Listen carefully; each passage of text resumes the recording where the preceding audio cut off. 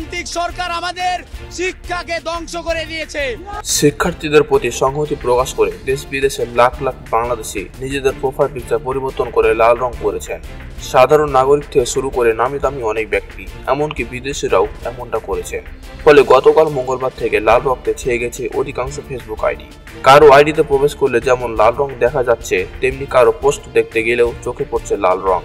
বাংলাদেশের গুরুত্বপূর্ণ ব্যক্তিদের মধ্যে সাবেক সেনাপ্রধান জেনারেল অবসর ইকবাল করিম ভুঁইয়া তার নিজের ফেসবুক প্রোফাইল পিকচারই নয়, নিজের ফেসবুক কভার ফটো লাল রঙে পরিবর্তন করেছেন।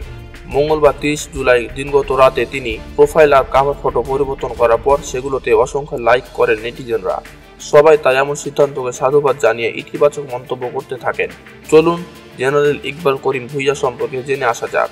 ভুঁইয়া 1957 সালে 2 জুন কুমিল্লায় জন্মগ্রহণ করেন এবং কুমিল্লা জেলা স্কুল ও ফৌজদারহাট ক্যাডেট কলেজে পড়াশোনা করেন। ভুঁইয়া বিদেশে কোর্সে অংশগ্রহণ করেছেন, যার মধ্যে রয়েছে মালয়েশিয়ার কোম্পানি কমান্ডার কোর্স, মার্কিন যুক্তরাষ্ট্রের রোড আইল্যান্ডের defence institute of international legal স্টাডিজে ডিসিশন মেকারদের জন্য শান্তিরক্ষার কোর্স। তিনি defence services command and staff college এবং United States army command and general staff কলেজের স্নাতক। ভুঁইয়া তাহমিনা ইয়াসমিনকে বিয়ে করেছেন এবং এই দম্পতির 2 মেয়ে ও 1 ছেলে রয়েছে। জেনারেল ভুঁইয়াকে বাংলাদেশের ইতিহাসে অন্যতম সেরা সেনাপ্রধান হিসেবে বিবেচনা করা হয়।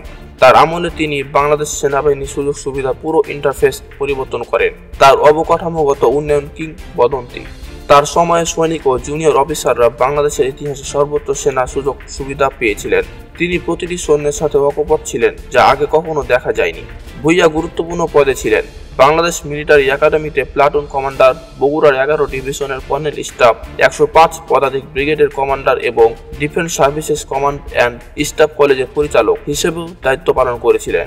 ভুঁইয়া সক্রিয়ভাবে অপারেশন ডেজার্ট স্টর্মে অংশ নেন এবং কুয়েত সরকারের কাছ থেকে কুয়েত লিবারেশন মেডেল পান। তিনি 19 ডিভিশন ঘাটাইল, 24 ডিভিশন চট্টগ্রামের জিওসি এবং বাংলাদেশ সেনাবাহিনীর চিফ অফ জেনারেল স্টাফ ছিলেন।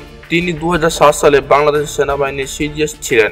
2009 সালে তিনি সাবা সেনানিবাসের 9ম পদাতিক ডিভিশনের জেনারেল অফিসার কমান্ডিং নিযুক্ত হওয়ার সময় defence services command and staff কলেজের কমান্ড্যান্ট ছিলেন।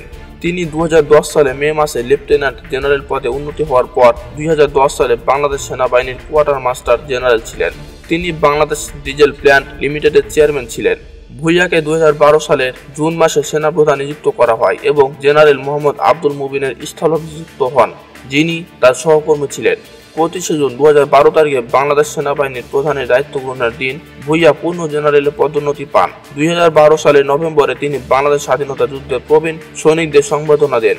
2013 সালে তিনি জালালাবাদ সেনানিবাসে অবস্থিত 32তম বাংলাদেশ পদাতিক রেজিমেন্ট 32 BIR এবং 33তম বাংলাদেশ পদাতিক রেজিমেন্ট 33 BIR 2টি নতুন পদাতিক ইউনিটের পতাকা উত্তোলন করেন।